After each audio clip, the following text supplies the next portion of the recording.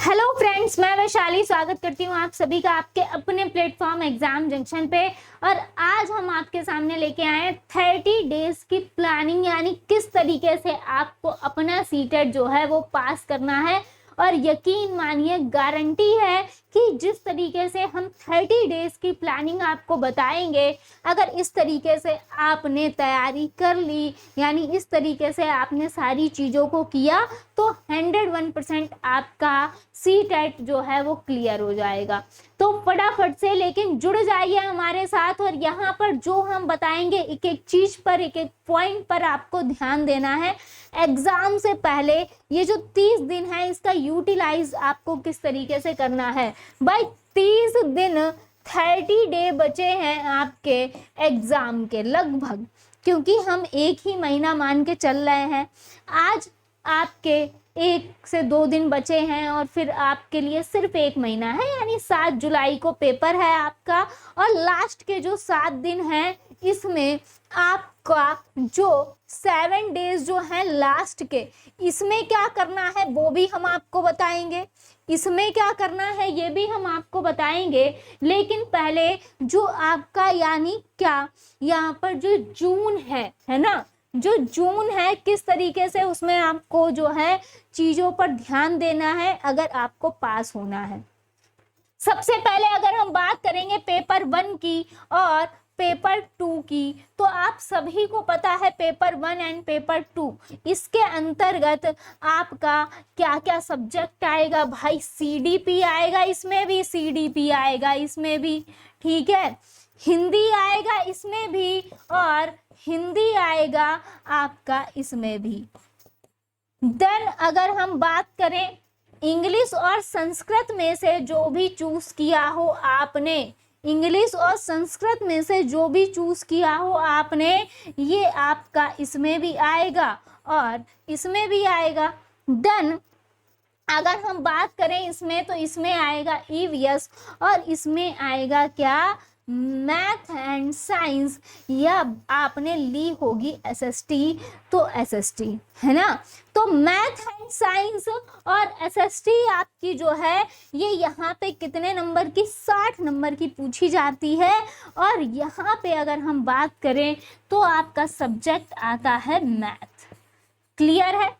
अब यहाँ पर अगर हम आपके यहाँ पर बात करेंगे कि किस तरीके से आपका जो है यहाँ पे डिसाइड होता है नंबर, तो सीडीपी आती है आपके 30 नंबर की, हिंदी आती है 30 नंबर की, इंग्लिश आती है, संस्कृत आती है 30 नंबर की, ईवीएस आती है 30 नंबर की, मैथ आती है 30 नंबर की।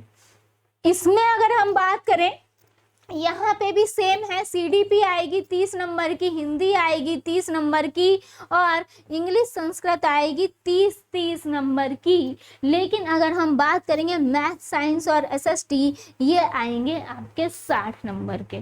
तो ये रहा आपका कि नंबरिंग क्या है और किस तरीके से आपसे पूछा जाएगा।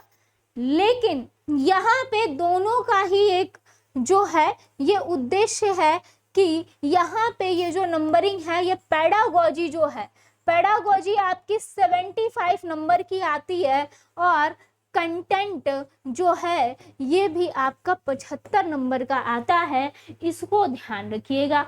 यानी कि सीडीपी में 15 नंबर की पेडागोजी है, हिंदी में 15 नंबर की पेडागोजी है, इंग्लिश में, मैथ में, ईवीएस में 15 नंबर की पेडागोजी आती है, और यही इधर भी आपका डिवाइडेशन रहता है। अब हम बात करेंगे किस चीज की, कि आखिर किस तरीके से आपको चीजें जो हैं वो तैयार करनी है। सबसे पहली बात, यहाँ पर अगर हम तैयारी की बात करें, तो पहली जो है, सबसे पहले आपको प्रीवियस ईयर क्वेश्चंस आपको देखने हैं सभी सब्जेक्ट्स के, कि PYQ आखिर किस तरीके से पूछा जा रहा है। प्रीवियस ईयर क्वेश्चंस आपके ऑल सब्जेक्ट्स के आपको देखने हैं, यानी कि किस तरीके का आपका एग्जाम आता है, क्या आपसे पूछा जाता है। सपोज दैट मैंने बहुत सारे बच्चों को देखा, और बहुत सारे बच्चे, जब मैं हिंदी पढ़ाती हूँ, इंग्लिश पढ़ाती हूँ, या फिर अगर हम बात करें अदर सब्जेक्ट पढ़ाते हैं, आपको पता है चाहे हिंदी हो, चाहे इंग्लिश हो और चाहे हो संस्कृत। इन तीनों की एक खासियत ये है कि इसमें जो कंटेंट के 15 नंबर होते हैं ये होते हैं यहाँ पे पैराग्राफ से रिलेटेड, है ना, पैराग्राफ से रिलेटेड। और बहुत सारे बच्चे कहते हैं कि मैम हमको ग्रामर पढ़ा दो, हमको पूरी ग्रामर कवर करा दो। भाई आपको एग्जाम क्या है और पढ़ना क्या है ये अब पता होना चाहिए। पेडागोजी की अगर हम बात करें तो सीडीपी की अगर हम बात करें, पेडागोजी की बात करें यहाँ पर, तो पेडागोजी जो है ये आपका सीटेट में पूछा जाता है। केवीएस में अगर हम सीटेट की बात करें, सेंट्रल लेवल की बात करें, तो वहाँ पे आपको सीडीपी देखने को मिलेगी, वरना नॉर्मली आपको सीडीपी यानी कि पेडागोजी की अगर हम बात करें तो देखने को नहीं मिलती है। पेडागोजी जो है ये एक समझने का विषय है, ये आप जितना समझ जाओगे उतना आपके लिए अच्छा है, सबसे पहली बात। और पेडागोजी को समझने के लिए अगर हम बात करें तो आपको क्या चीजें देखनी है, एक तो एनईपी अगर आपने अभी तक नहीं पढ़ा है, एनसीएफ अगर आपने अभी तक नहीं पढ़ा है, ठीक है, एनसीएफ 2022 अगर हम बात करें 2005, तो ये आपको देख लेना है, ये आपको देख लेना है। आरटी में क्या क्या चीजें बताई गई ये आपको देख लेना है। यहाँ पर आरटी 2009, ठीक है, और यहाँ पर जो है निपुण भारत मिशन, इनसे काफी क्वेश्चन पूछे जाते हैं यहाँ पर, निपुण भारत मिशन। और एनसीएफ यानी कि एनसीएफ में तो ये आपकी क्या है, राष्ट्रीय पाठ्यचर्या रूपरेखा, यानी कि इसमें यह बताया गया है कि आखिर आपको किस तरीके से जो है ये बच्चों को शिक्षा देनी है। और यहाँ पे बच्चे को आपको सबसे ऊपर रखना है, बाल केंद्रित शिक्षा देनी है, समावेशी शिक्षा देनी है। कुछ चीजों को आप ध्यान में रख लीजिए। पेडागोजी आपको जो है वो समझने का विषय है। जितना ज्यादा आप समझोगे, जितना ज्यादा आप ज्यादा से ज्यादा पेडागोजी की प्रैक्टिस करोगे, उतना ज्यादा आपको जो है वो पेडागोजी समझ में आने लगेगी। सबसे पहले ऑल PYQs, ऑल सब्जेक्ट के PYQs पेडागोजी के लगा लीजिए, ताकि आपके कॉन्सेप्ट PYQ से ही क्लियर होते चले जाएंगे कि ये आपकी समझ पे यहाँ पर आधारित होता है। बच्चे को सबसे ऊपर रखना है, बच्चों के भले के विषय में सोचना है, और आरटी एनसीएफ में जो चीजें बताई गई हैं उन्हें ध्यान रखना है। बाकी जो पेडागोजी है आपको पॉजिटिव निगेटिव टैग वर्ड्स को अच्छे से देख लेना है। हर सब्जेक्ट के मैंने भी आपको बताए हैं, और आपको कहीं से भी देखने को मिले तो वहां से आप देख सकते हैं। नेक्स्ट अगर हम बात करेंगे कि यहाँ पर पैराग्राफ से रिलेटेड, पैराग्राफ की आप नॉर्मली प्रैक्टिस करिए। यहाँ पे आज ही हमने आपको बताया है, अब पैराग्राफ से ही ग्रामर पूछ ली जाती है। तो यहाँ पे जो ग्रामर पूछी जाती है पैराग्राफ से, उसमें आपको देखना क्या क्या है, उसमें आपको देखना है विलोम, है ना, विलोम आप देख लीजिए, समानार्थी या अनेकार्थी देख लीजिए, इसके लिए अनेकार्थी देख लीजिए, समास आपको पता होना चाहिए क्योंकि यहाँ से आपके क्वेश्चन बनते हैं ग्रामर के, यहाँ से आपके क्वेश्चन बनते हैं, यानी गद्यांश और पद्यांश आपको दिया जाएगा और उसी के अंदर आपसे कोई शब्द आ गया उसका पूछ लिया, इसका विलोम क्या होगा, उसका समानार्थी अनेकार्थी क्या होगा, या समास क्या होगा, या इसका तद्भव और तत्सम क्या होगा, है ना, तद्भव तत्सम क्या होगा, यानी यहाँ पे इस शब्द में कौन सा उपसर्ग लगा है, कौन सा प्रत्यय लगा है।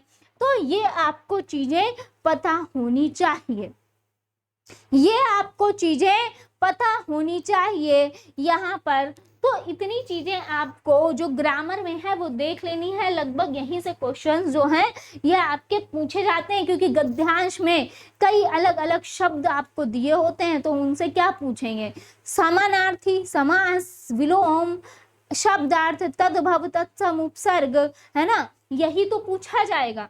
नेक्स्ट अगर हम बात करें अब 30 डेज में आपको करना क्या है, तो यहाँ पर जो 30 दिन है इसमें से आपको कम से कम 10 दिन 10 डेज आपको देखना है। यहाँ पे लगातार आपको PYQ सारे लगाने हैं, लेटेस्ट, ठीक है, लेटेस्ट लगाने हैं और लेटेस्ट वाले लगाने हैं, यानी कि जो रिसेंटली आए हुए हैं। और यहाँ से करनी है एनालिसिस, यहाँ से क्या करनी है, एनालिसिस करनी है पूरी अच्छे से, कि यहाँ पे इसलिए एनालिसिस, इसलिए PYQs पहले लगाना है ताकि आपको चीजें समझ आ जाएं कि आपको क्या चीजें आ रही हैं। जब PYQs लगाओगे तो पेडागोजी आपकी अच्छी होगी, आप देख पाओगे कि कहाँ पे आप कमी कर रहे हो, कहाँ पे आपको प्रॉब्लम हो रही है और कहाँ पे नहीं हो रही है।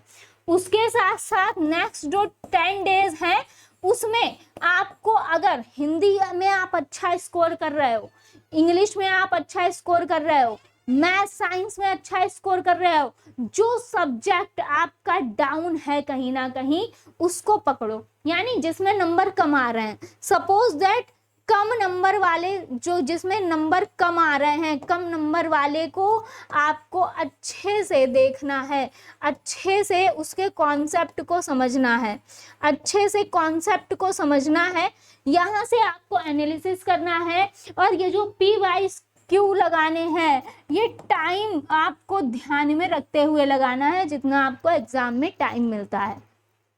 यहाँ पे जिसमें कम नंबर आपके आ रहे हैं जिस सब्जेक्ट में, उसमें आपको अच्छे से उनके कॉन्सेप्ट को, कुछ कुछ कॉन्सेप्ट को, जहाँ से क्वेश्चंस ज़्यादा पूछे जाते हैं, जहाँ से क्वेश्चन ज़्यादा पूछे जाते हैं उनको क्लियर कर लेना है, उनको क्लियर कर लो। और उसके बाद यहाँ पे जो लास्ट के 10 दिन बचे हैं उसमें अदर, फिर से आपको क्या करना है, यहाँ पे सारी चीज़ों को कवर करते हुए ऑल ओवर PYQs फिर से लगाने हैं प्रॉपर। और यहाँ पे जो लास्ट के 7 डेज बचते हैं, जो लास्ट के एंड के 7 डेज बचते हैं, उसमें अब आप अपने अनुसार जो जो चीज़ें देखना चाहते हो, यानी जो जो चीज़ें आपने पढ़ी हुई हैं और आपको लग रहा है कि कहीं ना कहीं हम इससे वंचित हो रहे हैं या फिर अगर हम भूल रहे हैं, तो सारा रिवीजन, ये जो 7 डेज हैं एंड के, यहाँ पे ये आपको पूरा रिवीजन करना है अच्छे से सभी सब्जेक्ट्स का। यहाँ पे पेडागोजी है, जो मेन कॉन्सेप्ट हैं, जो मेन कॉन्सेप्ट हैं, आपके नोट्स भी बनाए होंगे जहाँ से भी आपने पढ़ा होगा, तो सारे कॉन्सेप्ट के रिवीजन एक बार फटाफट से करेंगे और अपना एग्जाम देने जाएंगे, बिल्कुल अच्छा होगा, बिल्कुल बेहतरीन होगा। और यहाँ पे रही बात पैराग्राफ और पेडागोजी से रिलेटेड, अब यहाँ पर अगर आपने मैथ साइंस, क्योंकि अब कम टाइम बचा है, अगर हम बात करेंगे मैथ साइंस या SST की, है ना, या SST की, तो SST हम आपको कवर भी करा रहे हैं, पूरी NCERT आपको मैंने पढ़ा भी चुकी हैं पिछले में, तो आप क्लासेस देख सकते हैं। मैथ साइंस को, मैथ्स में जो कॉन्सेप्ट होते हैं वो आपके क्लियर होने चाहिए। साइंस जो है ये आप ल्यूसेंट से पढ़ सकते हो, ठीक है, जो कॉन्सेप्ट हैं वो सारे ल्यूसेंट से आप क्लियर कर सकते हो। देन आपकी ये देखिए, सबसे फर्स्ट प्रायोरिटी आपकी क्या होनी चाहिए, NCERT अगर आपने पढ़ी हुई है तो कोई दिक्कत होगी नहीं। EVS जो है, यहाँ पे NCERT से क्वेश्चन जो हैं वो लगातार बनते हैं। NCERT आपकी जो है वो प्रॉपर कवर होनी चाहिए। और इससे रिलेटेड, EVS से रिलेटेड जो NCERT है, ये 6 to 8 की ये पूरी की पूरी आपको जो है ये YouTube पे भी देखने को मिल जाएगी, आप देख सकते हैं और पूरा इसको कवर कर लीजिए। NCERT अब अगर आपके पास है तो उससे कवर कर लीजिए। यानी कि ईवीएस का एनसीईआरटी पोर्शन आपको कवर कर लेना है। और इसके बाद अगर हम बात करें तो यहाँ पर मैथ साइंस हो गया, एसएसटी हो गया, यहाँ पर अगर ईवीएस हो गया, तो ये सब एनसीईआरटी बेस्ड चीजें आती हैं आपकी, जो कंटेंट बेस्ड होती हैं। बाकी पेडागोजी आपको मैंने बताया, जितना ज़्यादा आप प्रैक्टिस करोगे उतना ज़्यादा समझ में आएगा। रही बात सीडीपी की, तो पेडागोजी आपकी वही रहती है। सीडीपी में आपको जो अभी मैंने आपको बताया है, चाहे एनईपी हो, आरटीई हो, एनसीएफ हो, इन सारी चीज़ों को कवर कर लेना है। प्लस यहाँ पे जिनसे सबसे ज़्यादा क्वेश्चन आते हैं, नॉर्म चॉम्स्की, जीन पियाजे, है ना, जीन पियाजे, वाइगोत्स्की, इन सब के बारे में भी आपको जानना है ना। और यहीं से आपको क्वेश्चन सारे बनते हुए मिलेंगे, तो इन सब के बारे में आपको जान लेना है, समझ लेना है यहाँ पे, ताकि आपको कॉन्सेप्ट क्लियर हो जाए सीडीपी के, चाइल्ड डेवलपमेंट के। और ये आपके पास बुक आपने अगर पढ़ी होगी किसमें, अगर आपने डीएलएड किया है, बीएड किया है, तो सीडीपी आपने पढ़ा ही होगा, वहीं से ये सारी चीज़ें आती हैं। बहुत ज़्यादा जो कॉन्सेप्ट के अंदर घुस के पूछा जाता है वो आपका यूपी टेट में पूछा जाता है। इसमें आपको सिंपली चीज़ें पता होनी चाहिए और आप आराम से कर सकते हो पेडागोजी सेशन को। तो अगर ये 30 दिन आपने इस तरीके से वर्क कर लिया, जिस तरीके से मैंने बताया है कि पहले PYQs लगाएंगे, एनालिसिस करेंगे कि आप किस चीज़ में, किस सब्जेक्ट में मार्क खा रहे हैं, और वहाँ से एनालिसिस करेंगे कि आखिर हमने कौन से कॉन्सेप्ट जो हैं वो क्लियर कर चुके हैं, यानी कौन से कॉन्सेप्ट में आपको दिक्कत नहीं हो रही है और कौन से कॉन्सेप्ट में आपको दिक्कत हो रही है, उनको एक साइड लिखते जाइए। और नेक्स्ट 10 डेज आप उनको ही देखिए, यानी जो आपके कॉन्सेप्ट आपको लग रहा है कि क्लियर नहीं है, उनको देखिए। और फिर उसके बाद फिर से आपको जो है अपने PYQs जो हैं वो सेट लगाने हैं लेटेस्ट वाले। और देन जो 7 डेज है उसके बाद उन सारी चीज़ों के, सारे कॉन्सेप्ट के आप रिवीजन कर लीजिए और पेपर देने जाइए। अच्छा होगा, बेहतरीन होगा। आई होप आपको चीज़ें क्लियर हुई होंगी। मिलते हैं नेक्स्ट सेशन में। थैंक यू सो मच सभी का जुड़ने के लिए।